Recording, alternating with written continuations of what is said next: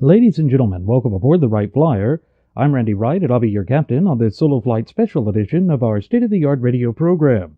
Folks, this will be the final boarding call, so if you please, claim your seats, fasten your seatbelts, kick back, relax, and enjoy the show while I go ahead and delve into the pre-flight checklist, as there really is a lot of news and information to get to before I may fully indulge you with your in-flight entertainment. Well, ladies and gentlemen, what we saw unfurl in the nation's capital there at Washington, District of Columbia, or D.C., was nothing short of appalling. It tells me that within the gutless opposition party, or GOP, there is a strain of divisiveness and division that has only gotten worse since the time of the 2016 presidential election cycle. What we saw with respect to Senator Jeff Flake of Arizona and Senator Bob Corker and their ongoing battle with the 45th President of these United States of America, Donald J. Trump, is practically unprecedented, at least with respect to living memory. Sure, we've had times in which we have seen divisiveness and division. Politics has never been a clean game, so to speak.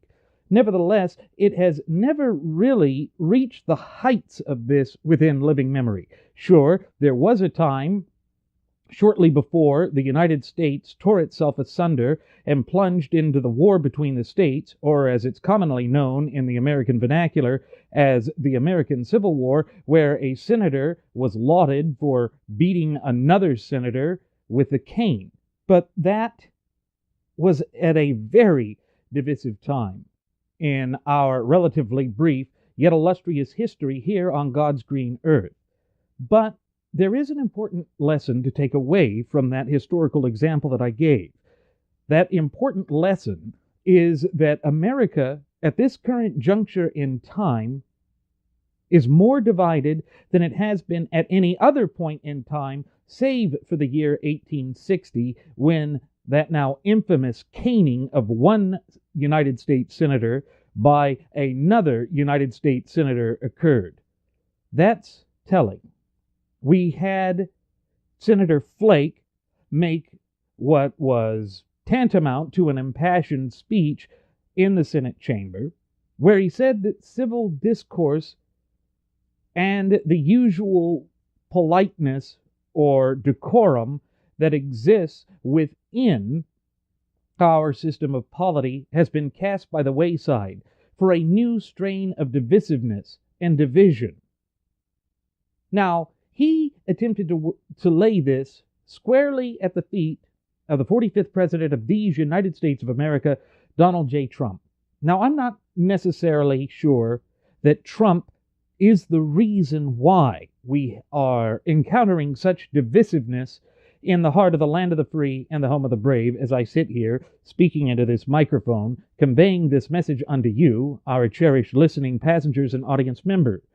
Rather, I think that what we are facing, and the reason that we are facing this growing desensitivity to the ability of our fellow countrymen and women to speak their mind freely and to hold their opinions and to be independently minded, free-thinking individuals, is because for generation after successive generation, the frothing of the mouth Fabian socialist leftists have been pushing harder and harder to further achieve their goals, which would ultimately end with the complete and utter annihilation of these United States of America, both as a nation and people. It's unfortunate that this is where we are, but there can be no denying that there is this sort of new age politics in this fast-paced modern society in which we live today, where we don't listen to one another, where we do just jump to extremes. And we've seen it with the twin cancerous doctrines of political correctness and moral relativism. Ladies and gentlemen, this is part of the reason why my first officer and I, my first officer being Jeremy Grafenton, of course, and I, have declared war on the twin cancerous doctrines of political correctness and moral relativism, which have been utilized as a blunt instrument in order to bludgeon those who do not wish to march in lockstep with the devious designs that the frothing at the mouth Fabian socialist leftists wish to take root in the heart, as well as the body politique, of the land of the free and the home of the brave. I wish this wasn't the case. I wish that we were not encountering these sorts of destructive developments. But there is no denying it. The amount of division that exists within the gutless opposition party, or GOP, is something that we warned about over the course of the past 2+ years, ever since we first started flying you, our cherished listening passengers and audience members, over the friendly airwaves, and attempting to provide you with an indelible yet pure sense of enlightenment, as we always have.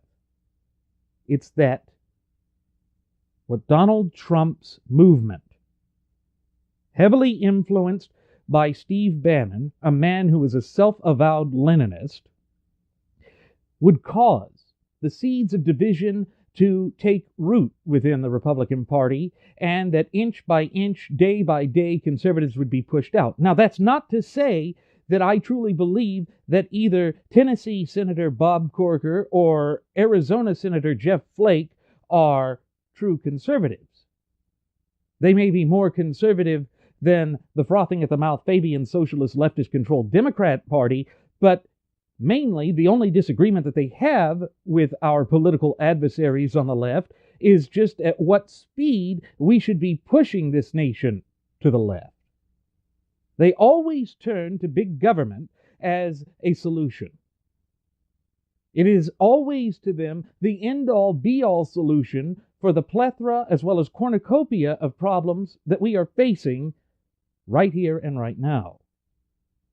But the government is not the end-all, be-all solution, and that is diametrically opposed to the foundational image that our founding fathers had dreamed of at the inception of this nation some 237+ years ago.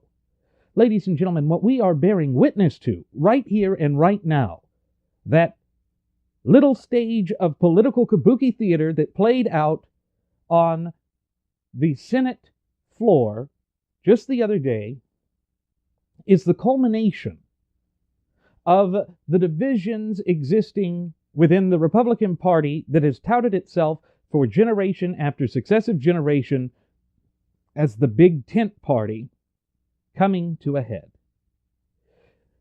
For far too long now, leadership within the Republican Party has ignored the will of the true base constituency that is the lifeblood of the Republican Party. They have thumbed their noses at us, they have pitted us against one another, and they wish to continue to divide us because that is how they maintain their power. Here's the thing that really stuck out with me with respect to the speech that Jeff Flake gave in front of the Senate chamber. If he was really strongly convicted or truly believed in what he was saying, he would not wait to finish out the term that he's serving in the Senate, which would end, I believe, in January of 2019. He would resign. If you want to make a statement, if you want that statement to be lasting and meaningful, then put your money where your mouth is. Don't just say that you're not going to seek re-election, because what that does is it provides ammunition for those who are behind the president that you're lambasting to say, look, the reason he's doing this is not because of any deeply held, heartfelt convictions or beliefs that he holds. It's because, yeah, the people are turning against him. But that's not necessarily true. We know that Trump had endorsed Luther Strange in the Alabama Senate race, and it was former Judge Roy Moore, the defender of the 10 Amendments monument at that courthouse there, that got into a whole brouhaha about that several years back, who won. And he was the one that should have been the Trump pick, but he wasn't. Trump went with the squish, or as his own followers would call them, the conservative. But that's not how it played out. It played out that the American people really do want to have a modicum of sanity and control restored to them. They want to see the government restrained. But unfortunately, in this modern era of politics in which we are living today, neither one of the two mainstay political parties are actually committed or dedicated to limiting or restraining the government. Sure, the Republican Party will continue to pay lip service to that because they think that their base are nothing short of a bunch of useful idiots, which is a term that Soviet Premier Joseph Stalin had coined back when he was trying to take control of the Soviet Union about 80 to 90 years ago. So they'll throw red meat towards us because they think that that will convince us that they will do what they need to do, and then they'll fearmonger. They'll try and convince us at any available opportunity that if we don't do this, if we don't take this stance, then the frothing at the mouth, Fabian socialist, leftist-controlled Democrats will be able to permanently damage the country. And you see, herein lies the problem. The issue that continues to surface with this is that people will continuously go down the path of voting for the lesser of two evils. They will buy into that erroneous notion and doctrine because they are convinced that if they do that, then they can continue to move forward with this. They can continue to try and shape the nation. But they'll say, oh, at least it's not this, at least it's not that, and we can slowly, surely, and incrementally regain the ground that we lost by engaging and compromising with that which should never be negotiable in the first place. Except that the nation never comes back from it. And that's by design. The frothing at the mouth Fabian socialist leftists named themselves after the Roman general Fabian, or Fabius, who ultimately defeated the Carthaginian general Hannibal. Not by direct battle, because if you recall, Hannibal was the Carthaginian with his elephants that came across and defeated Roman legion after Roman legion. Instead, what Fabian, or Fabius, decided to do was to engage in a series of pincer maneuvers, drawing the Carthaginians further and further into hostile territory and further away from their supply lines. This made them exceedingly vulnerable to a counterattack on the flanks, and that's exactly what happened. If you recall, the Fabian society traces its origins back to 19th century Great Britain, and their original iconography was that of a wolf in sheep's clothing.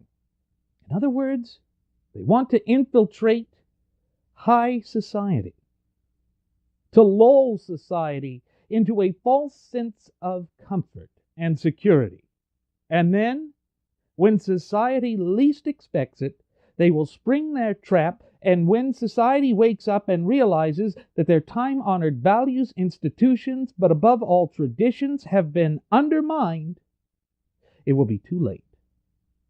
That's exactly what is beginning to unfurl in the heart of the land of the free and the home of the brave. These insidious forces, these nefarious forces, have been working nonstop at dividing us, essentially pitting American citizen against American citizen in the hopes that we are distracted from those issues that are truly important to us, that truly matter to us, so that we will bleed the nation to the point of anemia, and then they get away with it scot-free. At least that is how their dark and twisted machinations are working with regard to this. Folks, we can ill afford to allow this to continue unhampered, unchecked, and unchallenged. Because the longer that they are allowed to operate in such a way, the more difficult it is going to be for us, in our individual capacity as United States citizens, to come together and ensure that this nation is restored unquestionably back onto the path to prosperity. You see, shouldn't that be the goal? of any political movement, philosophy, or ideology in these United States of America to get this overzealous, out of control leviathan of an administrative state, which is ultimately unaccountable to the true ultimate wielders of popular sovereignty, we the people, off the back of we the people? You would certainly think so. But that is not the way that it is unfurling.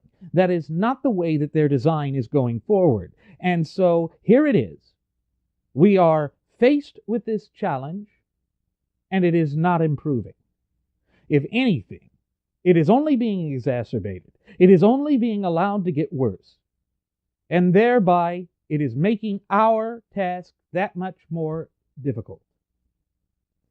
Folks, yes, I know that I said at the opening that politics has never been a clean game or a polite game.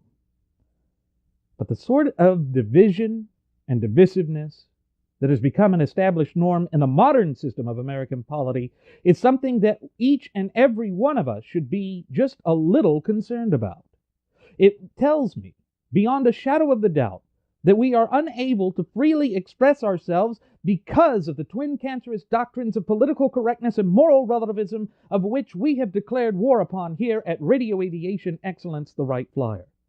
We cannot afford to traverse down a path where the free marketplace of ideas is shut down and significant portions of the population are disenfranchised, feeling abandoned, and as if their voice has no application, no meaning in our system of polity. When you have that, the system teeters on the edge of absolute and unadulterated collapse. That might be fine if we had some sort of system in the works to replace it that would preserve our fundamental and inalienable God-given rights, because one of the things that my first officer Jeremy Graventon and I have highly stressed on previous episodes of our state-of-the-art radio program is that without our fundamental and inalienable God-given rights, we are truly left with nothing. That is not the fate that I wish to see befall the good and decent people of the United States of America. And I think it's safe to say that is also not the fate that you, our cherished listening passengers and audience members, wish to see befall the land of the free and the home of the brave either. So we have to take all of this into consideration. We have to examine it under the totality of the circumstances and in an objective fashion in order to seek to proactively maintain and safeguard those vital rights that each and every one of us are free to exercise in our capacity as American citizens. Unless and until we get back to that, these struggles that we are facing right now will only get worse with each successive passing day. And look at the sort of soap opera, for lack of a better term, that is unfurling there in Capitol Hill. Look at the division and divisiveness that is gripping the gutless opposition party, or GOP. You see, the party itself has almost pushed itself into irrelevance. Why? Because again, they are refusing to listen to the hopes, dreams, as well as future aspirations of the base and core constituency of their movement. It's as Ben Sasse had said during the height of that disastrous debacle and fiasco known as the 2016 presidential election cycle. Political parties are merely a tool. They're a tool which empower like-minded individuals to congregate together in order to expedite and provide them an efficient platform to establish and secure their hopes, dreams, and future aspirations for the country. With the conservative movement, that has always been to preserve the supreme law of the land, which, pursuant to Article 6, Clause 2, what is known in the common American vernacular as the Supremacy Clause, is none other than our shared United States Constitution itself. And one of the things that Jeff Flake did say when he was giving that speech in front of the Senate chamber the other day is that the Constitution does give us the separation of powers in order to ensure that tyrants, despots, and wannabe potentates could not take center stage and could not seize in unilateral fashion the reins of political power in the land of the free and the home of the brave. In that respect, he's correct. We do need to do everything within our power, in our individual capacity as American citizens, to secure that for ourselves and for our posterity. Or in other words, the up-and-coming generations, and even more importantly, those generations which have yet to be born.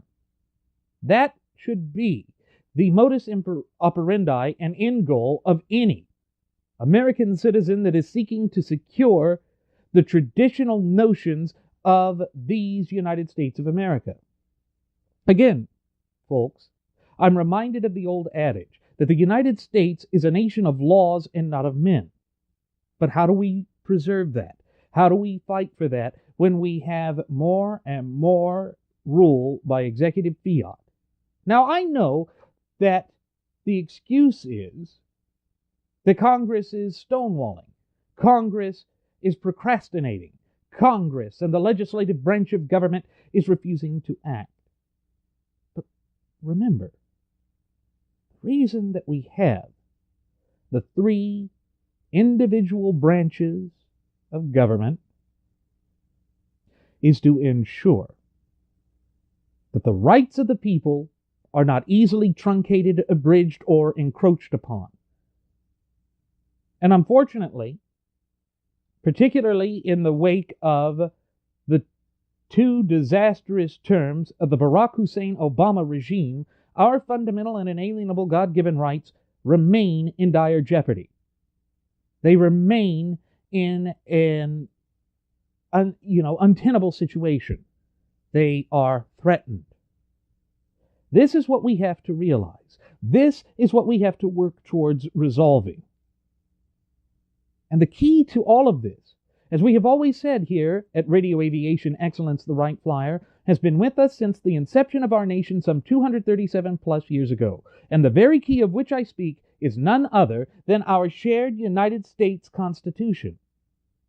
Folks, this is why we have always stated that it is imperative, absolutely vital, that each and every one of us fosters a fluent and working knowledge and understanding of our shared United States Constitution, and thereby our fundamental and inalienable God-given rights. I know it's repetitive. I know that we have repeated it so frequently that it has almost reached the point of ad nauseum. But it is so on point that it does bear repeating. And when we look at the current situation that exists within the modern system of American polity, I think we can say beyond a shadow of the doubt that neither one of the two mainstay political parties are working towards this, and that they certainly don't believe it, and that they aren't trying to restore this government to a modicum of credibility, to a modicum of restraint, to a modicum of freedom. Because they don't believe that the two fundamental pillars that have that have defined us as a nation and people is that of self-accountability and self-responsibility working in tandem, thereby delivering unto the true ultimate wielders of popular sovereignty, we the people, self-determination. But when you examine the course of American history, you see that the American people always are at their greatest and accomplish their most when they are the most self-determinate. But for generation after successive generation, we have been faced with political party and political movements and faction after political party and movements and factions that do not believe that. It goes back to the father of the American progressive movement, a Republican, Theodore Roosevelt, who stated in 1906, the first speech of his second term in office, that this modern industrial age in which we live has rendered obsolete the notion of limited government. Now, Senator Flake had quoted Teddy Roosevelt in his Senate speech the other day, but saying that it is the duty of the American people to question the actions of government. Teddy didn't really believe that. Teddy was certainly back and forth on it, and it's what had inspired his son, Archibald Roosevelt, to form the Veritas Society, which worked to undo all of the damage that these vapid and rabid progressives had managed to accomplish in the opening part of the last century. Unfortunately, the progressives are doubling down. They are sitting there cackling as they see an opportunity to further entrench their ideology, to further pit American citizen against American citizen in the hopes that we tear out each other's jugulars and bleed this nation to the point of anemia. Ladies and gentlemen, we can ill afford this. This is not the path that will lead us to greater liberty. It is not the path that will secure our rights. It is the path of degradation, decay, and destruction. I, for one, do not wish to see this befall my beloved homeland. And I think it's safe to say that the vast majority of you, our cherished listening passengers and audience members, do not wish to see this sort of fate befall the land of the free and the home of the brave either. Therefore, we have to be cognizant and aware of just exactly what it is that the Fabian factions of both of the two mainstay political parties are engaging in. There is a sort of collectivist mentality that has truly begun to take root in this modern system of polity. It's a dangerous one. It's that we cannot question the words, deeds, and actions of our elected officials, that we have allowed our system of polity to devolve into nothing more than a mere spectator sporting event. Ladies and gentlemen, that is dangerous. The cult of personality politics mixed with that disingenuous notion of identity politics, which is torn straight from the playbook of the cultural Marxists, is only going to lead us to even greater hurdles. We must take a stance for all that matters in the land of the free and the home of the brave. We must not allow the dark and twisted forces that work against us to reach the pinnacle of success.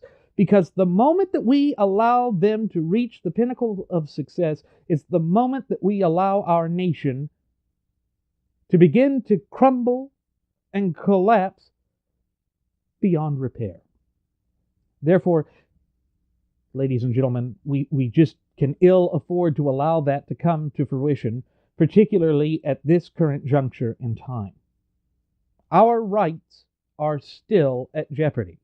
We must continue to be the vanguard of liberty if we wish to secure the rights that we have been endowed with by our Creator in our capacity as American citizens. And while all of this may sound abstract on the surface, maybe even a little naive, maybe even a little misplaced, I can assure you that nothing is further from the truth. This is the end goal that each of us should strive for in our individual capacity as United States citizens. Otherwise, what we are working towards is going to be in vain. And I don't want us to secure a legacy of being the first generation to allow this experiment in representational government, the longest uninterrupted, constitutionally endowed federalist representative republic in the entire course of human events, to have been in vain.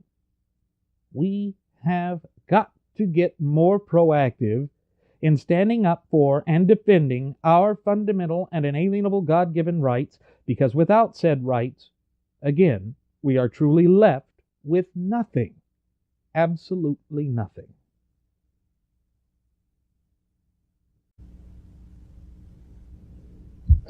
Folks, there's another thing that we need to take away from this. I'm reminded of what the father of our nation, George Washington, said in his 1796 farewell address. In that address, Washington was attempting to warn us not to allow ourselves to break down into disparate and competing factions, because the moment that we do that is the moment that we begin to lose sight of the things that truly matter in these United States of America.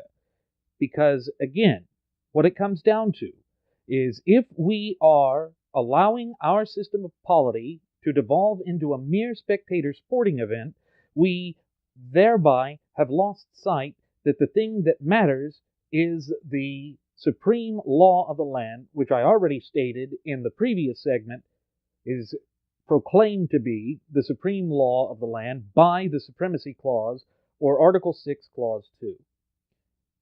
In a way, that's what Jeff Flake was trying to speak to when he was giving that speech on the Senate floor. Unfortunately, Jeff Flake has shown time and again that he's not really committed to having a restrained federal government. He wants the federal government to have more and more control, a bit of an invasive type of government, for lack of a better term. And unfortunately, that has been the goal time and again. Take a look at how the healthcare debacle has been shaping up. Look at how they are pushing to secure just about everything with the Obama plan. Is DACA still funded?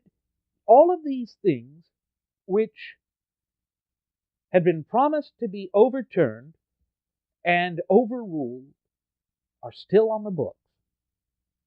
And the excuses continue to come forth. The excuses will be the same as they have always been.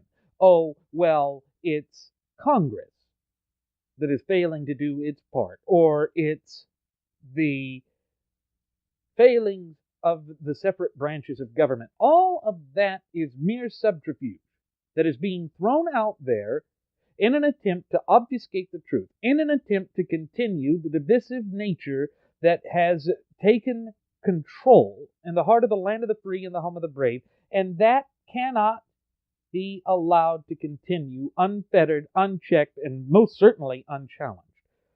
The longer that it goes forth, the longer that we face these challenges, as I've already mentioned, the much more difficult it becomes for us to come together, standing shoulder to shoulder in solidarity and unity, and to place this nation squarely, securely, but above all, unquestionably back onto the path to prosperity. You see, the divisiveness and division plays right into the hands of the Democrats. They, if you've noticed, are always able to march lockstep in their plan to force this nation to be fundamentally, permanently, and dare I say, irreparably transformed away from being a constitutionally endowed, federalist representative republic into some sort of frothing at the mouth Fabian socialist leftist dystopia torn straight from the pages of an Orwellian nightmare. This has been their end goal and modus operandi for 150 plus years now, folks. And they're not going to stop at any time in the foreseeable future. They believe they see a proverbial light at the end of the tunnel, which means that their victory, at least in their mind, is within grasp, that it is about to be at hand, and they are salivating at the mere thought of being able to orchestrate such a disingenuous thing in the heart of the land of the free and the home of the brave. Again, it falls on our shoulders, and our shoulders alone, as United States citizens, to stand up for and defend our rights. Again, ladies and gentlemen, it's why my first officer, Jeremy Graventon, and I have oft-times reiterated on previous episodes of Radio Aviation Excellence, the Wright Flyer, that we must foster a fluent and working knowledge and understanding of our shared United States Constitution, and thereby our fundamental and inalienable rights which were endowed to us by our Creator, who happens to be none other than the God of nature himself. That is what we must be proactive about. And throughout it all, let's go back to the time of the 2016 election cycle. Why is it that the Constitution is not being mentioned by either one of the two mainstay political parties, except for paying lip service to it? Why is it that only when they feel that it is their political position or their desires or their power that is coming under direct and immediate threat, that they then turn to the Constitution? Yes, ladies and gentlemen, what they are doing is intellectually disingenuous. And we know that the rank and file of the graduates of Pavlov's School of Journalism for the salivating mainstream media have been intellectually disingenuous since the time of the newspaper conglomeration of William Randolph Hearst. But the thing is, it's all been set to be like a set-piece theater. Bit players standing in front of the audience, and the audience is the American people, and they are lying to the American people. That was one of the things that Jeremy and I attempted to warn you, our cherished listening passengers and audience members, about, going back to our premiere episode, which aired on September 11th of 2015. You always have to verify. That was one of the things that Ronald Reagan had said. Trust but verify. Where is the verification? Whenever you try and point out some of the shortcomings or some of the questionable proclivities and activities of our current batch of elected officials, you find that there is an attitude of hear no evil, see no evil, speak no evil. That the government is an end-all, be-all solution for all of the problems that we have encountered.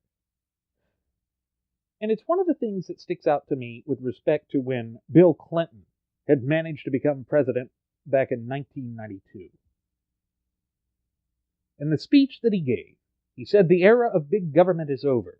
Yet he himself was a proponent of big government. His wife was a proponent of, and is, they both still are, proponents of big government. The problem that I'm seeing right now is, where are the proponents for the Constitution? Where are the proponents for our fundamental and inalienable God-given rights? I can think of few. And we know that Steve Bannon, the self-avowed and self-proclaimed Marxist who wishes to use the power of the state to destroy the Constitution, is planning on unseating every incumbent but Republican Texas Senator Ted Cruz. And the only reason I believe that he's not targeting Ted Cruz is because he knows that the Texas people are not going to go along with his scheme, as well as dark and twisted machinations. But he's targeting Mike Lee, he's targeting Ben Sasse, he's targeting anyone who has had the gall to stand up to the 45th president of these United States of America. Because let's face it, there have been many activities or actions on the part of the 45th president which are directly contradictory to the clear and concise language contained within the four corners of our shared United States Constitution. He's even gone so far as to say that the Constitution's a bad thing, that it's holding back progress. Oh yes, we don't want unilateral action on the part of the executive branch of government, just as we don't want unilateral action on the part of the legislative branch of government, just as we don't want unilateral action on the part of the judiciary either. But none of that seems to matter in this modern system of politics today. We've gone so far astray, and we have so far distanced and divorced ourselves from the edicts contained within the Constitution, that this society and government is beginning to become unrecognizable. Now, ladies and gentlemen, that is something I don't want to see come to fruition in the heart of the land of the free and the home of the brave. That is not the way that I want our nation to go forward.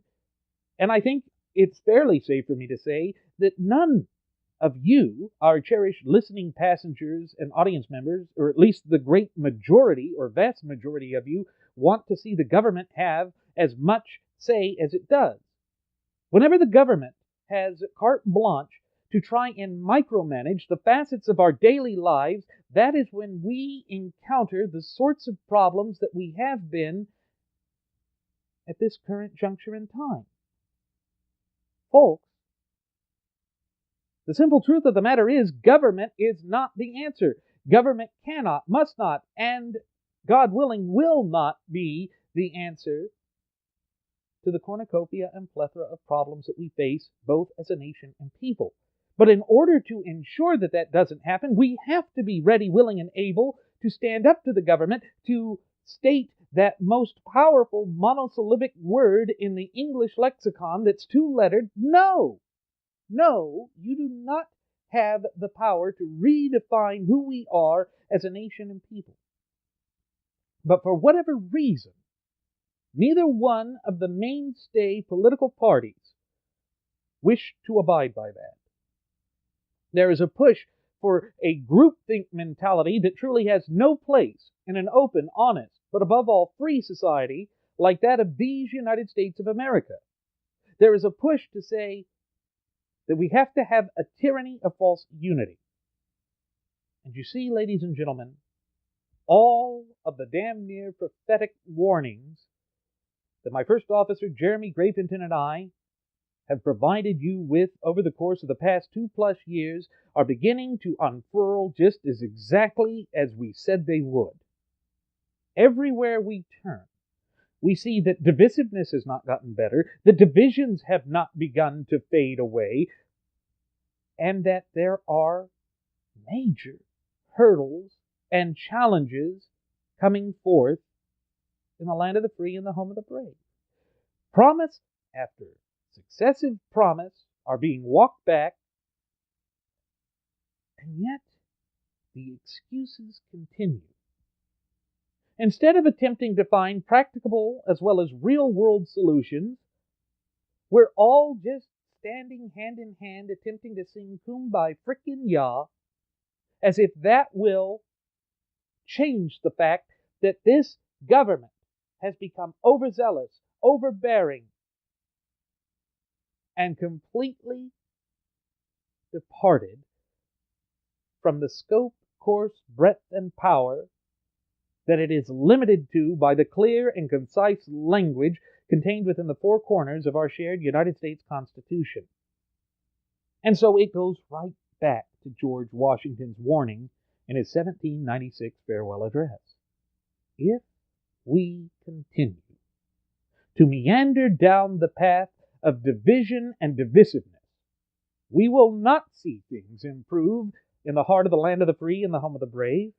These things, in fact, will only be exacerbated, will only get worse. We will watch the death spiral and tailspin of the United States as we know it go out of control. We are fast approaching that point. We are fast approaching the point of no return. But we cannot just continue to look at the government as some sort of an end-all, be-all solution for the problems we face.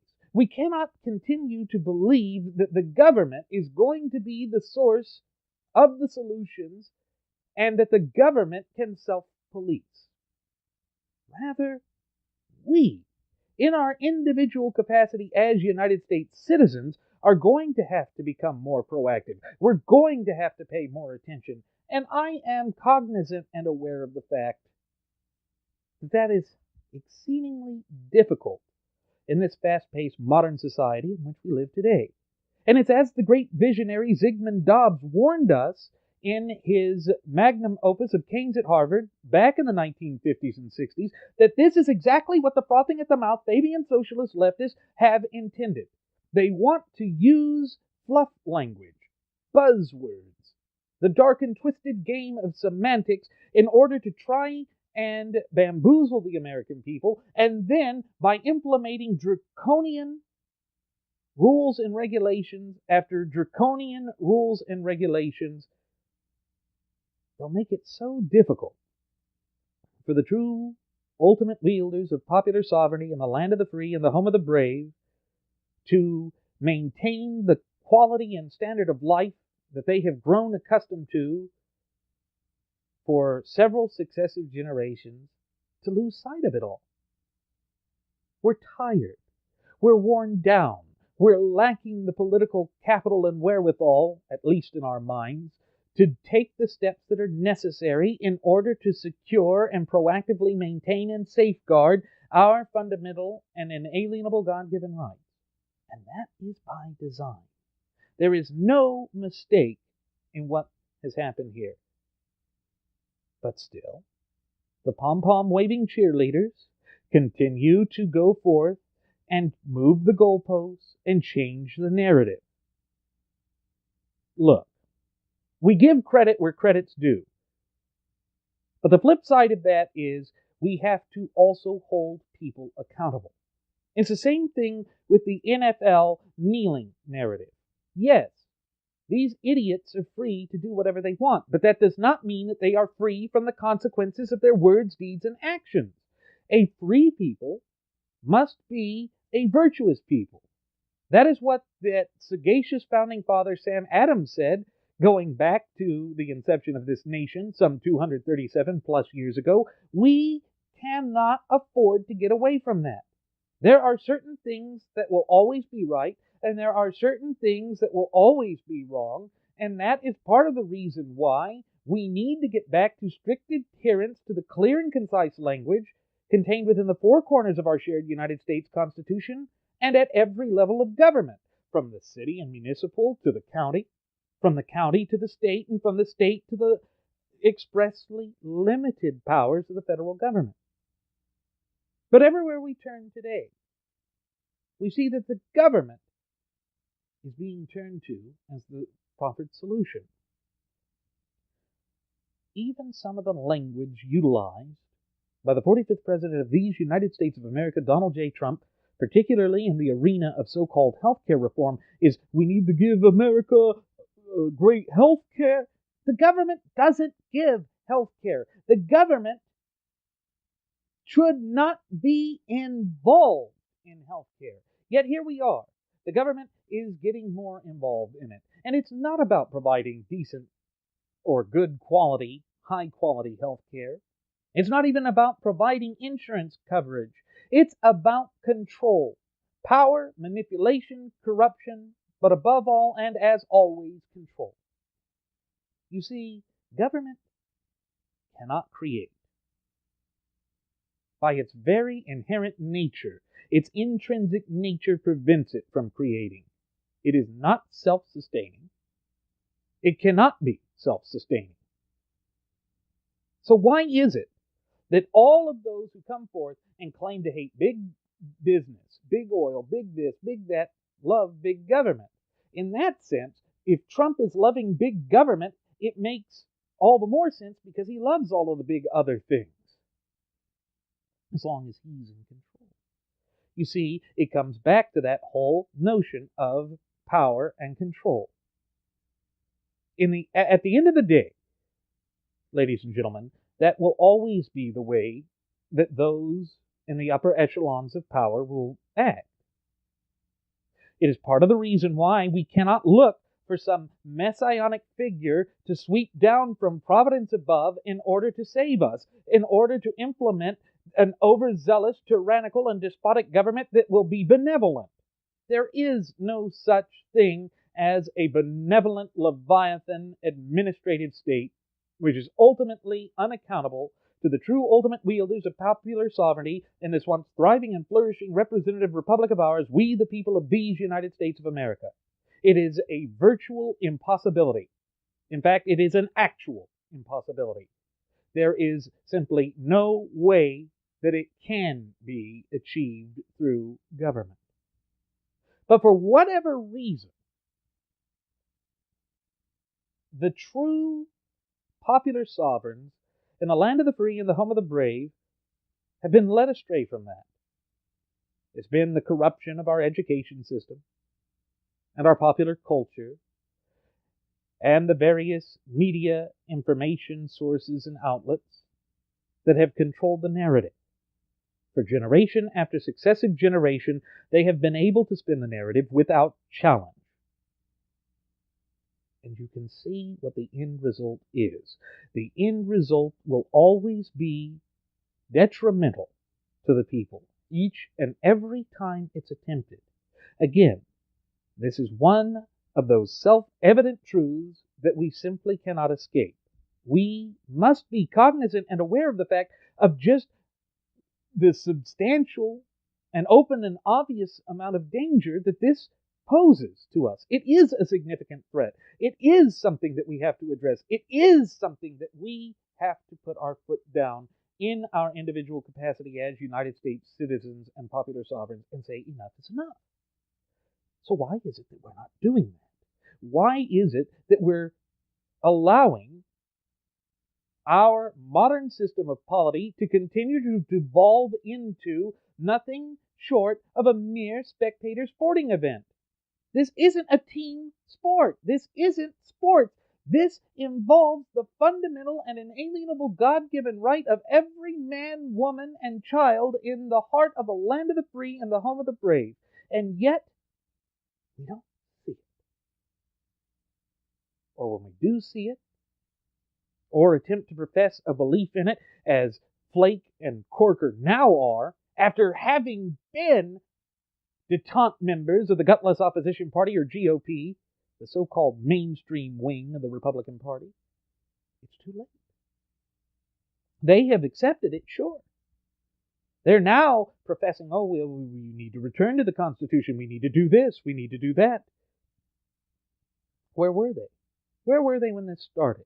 As for Corker, who was an early supporter of Donald Trump in the primary process of that disastrous debacle and fiasco known as the 2016 presidential election cycle, he now says he regrets it.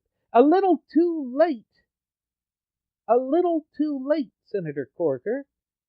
And now, instead of trying to stay there and have this epiphany that he's proclaimed to have, he, along with Arizona Senator Jeff Flake, of wanting to get back to the separations of power, of wanting to ensure limited government, he tucks tail and runs. They both do. And that just adds fuel to the fire. That just gives ammunition to those who are still marching in lockstep with the erroneous notion of a tyranny of false unity. Folks, I know that we have stated before on previous episodes of Radio Aviation Excellence, the Wright Flyer, that essentially what we are facing at this current juncture in time is a new form of political two-card Monte. That game that is rigged so that the House wins each and every time. That is the harsh reality that each and every one of us needs to awaken to. That is what we have to begin working to overcome. And the only way that we can hope to practically do that, to see that come into fruition, is to go back to strict adherence to the clear and concise language, as well as the fundamental principles that are contained within the four corners of our shared United States Constitution and at all levels of government. That has been the solution. That will continue to be the solution. So why, in God's name, is that the solution that everyone turns away from, or shies away from, or refuses to give credence and credibility? That is the type of soul-searching question that we, as American citizens, need to start asking ourselves. Not only ourselves, but also our so-called elected officials and representatives. Because what is happening right now is we are seeing this leviathan of an out-of-control federal government, an administrative state, increase its power tenfold without any regard to the deleterious and detrimental ramifications and repercussions that it has on the good and decent, hard-working, red-blooded American citizens from coast to coast and border to border. Why? This is insanity. To continuously do the same thing, yet expecting a different resultant outcome. That, ladies and gentlemen, is sheer and unadulterated insanity. And we can ill afford it. We cannot abide by that because it goes against all we hold near and dear as a nation and people. The sooner that we wake up to that reality, the easier it will be for each and every one of us to come together and begin to place this nation squarely back onto the path to prosperity. Then and only then can the United States of America hope to recapture the lofty position that we managed to achieve throughout the course of our relatively brief yet illustrious history here on God's green earth. But it is going to take a diligence on our part. It is going to require that we work nonstop, just as the frothing at the mouth Fabian socialist leftists have worked nonstop to pit American citizen against American citizen. We need to try and strive to bring American citizens back together, and we do so through the Constitution. We do so by reminding them that we choose not to unify around an ethnicity, a language, a particularized culture, other than the particularized culture that is driven from us unifying and uniting and defining ourselves around the supreme law of the land. The United States of America is, and God willing always shall be, a nation of laws and not of men. We need to have the equal application of law across the board, irrespective of where we come from, irrespective of the status we hold, irrespective of the titles we hold. That is the fundamental and beautiful dream and vision that our founding fathers had envisioned at at the inception of this nation some 237 plus years ago. It's based on those natural law tenets which by their very nature are immutable, meaning they are just as applicable today as they were some 237 plus years ago, as God willing, they will be some 237 plus years from today. But the only way that we can see that come into fruition is for us to proactively maintain and safeguard our fundamental and inalienable God-given rights. And the way that we accomplish that is to foster a fluent and working knowledge and understanding of our shared United States Constitution and thereby our fundamental and inalienable God-given rights. It requires this of us. So we cannot just turn a blind eye to what is impacting us. We cannot ignore what is harming us. Instead, we must stand firm on the core principles, values, and institutions that have defined us both as a nation and people for well over 200 years. That is our duty, obligation, but above all, responsibility. And we can see that in the clear and concise language contained within the four corners of the preamble to our shared United States Constitution, where it says we must secure the blessings of liberty not only unto ourselves, but also to our posterity. In other words, to the up-and-coming generations, and yes, indeed, and probably most importantly, to those generations which have yet to be born. We must be free. And if we are doing this out of a misguided sense of procuring a little bit of security, let me remind you of one of the great quotes from that sagacious founding father, Benjamin Franklin. Those who would surrender essential liberties in order to purchase a little bit of security deserve neither liberty nor security, and shall certainly have neither. That is a self-evident truth that each and every one of us in our individual capacity as United States citizens have to wake up to. We have to realize it, and we have to live by it. Then, and only then, can we begin the arduous journey of placing these United States of America squarely and securely back onto the path to prosperity. Then, and only then, can we ensure that the land of the free and the home of the brave stays both brave and free. That is what we have to do. That is what only we can do as United States citizens by the very design of this constitutionally endowed federalist representative republic of ours. So we cannot turn away from that, and we won't turn away from that. With that said, it's now time for us to begin our descent. I'm going to go ahead and send the flight attendant back with one last round of alcohol. Ladies and gentlemen, if she attempts to try and tell you that certain alcohols are better than others, and that not all alcohol is equal, just push her out of the plane. She doesn't know what she's talking about. As always, I'm your captain, Randy Wright, and I want to thank you for choosing to fly with us. Should you have any questions, comments, concerns, or even topic suggestions, please feel free to leave them either here on our YouTube page, or on our Facebook page, or on our Google Plus page. And on top of that, I invite you to follow us over on Twitter, where with the Twitter handle at Radio Aviation EX. One more time, ladies and gentlemen, that's at Radio Aviation EX. And there you will find the departure board that lists my personal Twitter account, Jeremy's personal Twitter account, the Blogspot account, and the Cafe Press account, where there's all sorts of trinkets and goodies for you to find. Go ahead and take a gander at that and give us a little bit of support so we can continue to fly you over the friendly airwaves, leaving you with an indelible yet pure sense of enlightenment, as we always do here at Radio Aviation Excellence, the Wright Flyer. We hope to see you again next time. Please do take care.